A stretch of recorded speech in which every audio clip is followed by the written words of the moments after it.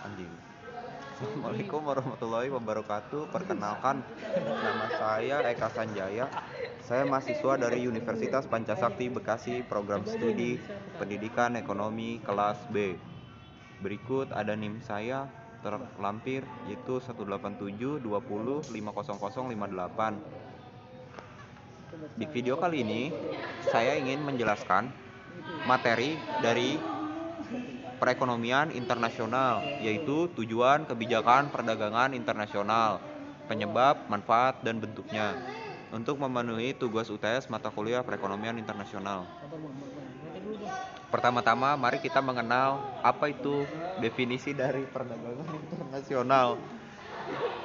Perdagangan internasional adalah suatu kegiatan transaksi jual beli antara suatu negara dengan negara lainnya atas dasar kesepakatan bersama. Kegiatan ini bisa dilakukan oleh penduduk suatu negara dengan penduduk negara lain untuk bisa seorang warga negara biasa, sebuah perusahaan, lembaga pemerintah atau sebuah organisasi nirlaba. Pada dasarnya tujuan kebijakan perdagangan internasional adalah untuk memenuhi kebutuhan dalam negeri yang tidak dapat terpenuhi karena adanya keterbatasan tertentu. Hal ini tentunya akan memberikan banyak manfaat untuk penduduk suatu negara. Nextnya di sini ada penyebab terjadinya perdagangan internasional. Yang pertama yaitu revolusi informasi dan transportasi. Berkembangnya teknologi informasi dan transportasi membuat perdagangan internasional muncul.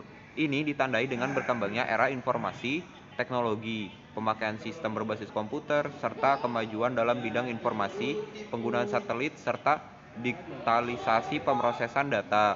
Berkembangnya peralatan komunikasi, serta masih banyak lagi. Interdependensi kebutuhan. Masing-masing negara memiliki keunggulan serta kelebihan di masing-masing aspek. Bisa ditinjau dari sumber daya alam, manusia serta teknologi, kesemuanya itu akan berdampak pada ketergantungan antara negara yang satu dengan lainnya. Nextnya ada liberalisasi ekonomi. Kebebasan dalam melakukan transaksi serta melakukan kerjasama memiliki implikasi bahwa masing-masing negara akan mencari peluang dengan berinteraksi melalui perdagangan antar negara.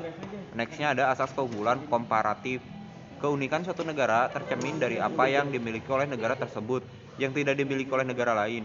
Hal ini akan membuat negara memiliki keunggulan yang dapat diandalkan sebagai sumber pendapatan bagi negara tersebut. Sebagai contoh seperti negara Indonesia sangat kaya akan pariwisata dan untuk perdagangannya itu kita kaya akan rempah-rempah. Jadi di negara kita banyak melakukan ekspor dan ekspor rempah-rempah seperti cengkeh dan lain-lainnya. Bentuk kebijakan perdagangan internasional. Yang pertama di sini ada penetapan tarif. Tarif adalah sebuah pembebasan atas barang-barang yang melintasi daerah pabean atau custom area. Sementara itu, barang-barang yang masuk wilayah ke negara dikenakan bea masuk. Dengan penerapan bea masuk yang besar atas barang-barang dari luar negeri, memiliki tujuan untuk memproduksi industri dalam negeri sehingga diperoleh pendapatan negara. Nextnya di sini ada kuota impor. Kuota impor adalah kebijakan pemerintah untuk membatasi barang-barang yang masuk dari luar negeri. Akibat dari kebijakan kuota dan pembatasan impor, biasanya akan terjadi jumlah barang di pasar turun. Harga barang naik, produksi dalam negeri meningkat, dan impor barang akan turun. Nextnya yaitu ada kuota impor. Kuota impor adalah kebijakan pemerintah untuk membatasi barang-barang yang masuk dari luar negeri. Akibat dari kebijakan kuota dan pembatasan impor, biasanya akan terjadi jumlah barang di pasar turun. Harga barang naik, produksi dalam negeri meningkat, dan impor barang turun. Next ada larangan ekspor impor. Kebijakan ini dimaksudkan untuk melarang masuknya produk-produk asing dalam pasar domestik. Hal ini dilakukan karena alasan politik dan ekonomi. Untuk alasan ekonomi, pelarangan impor bertujuan untuk melindungi dan meningkatkan produksi dalam negeri. Berikutnya ada manfaat dari melakukan kegiatan ekspor dan impor. Yang pertama, ekspor dan impor perdagangan internasional. Yang pertama, peluang kerja yang luas.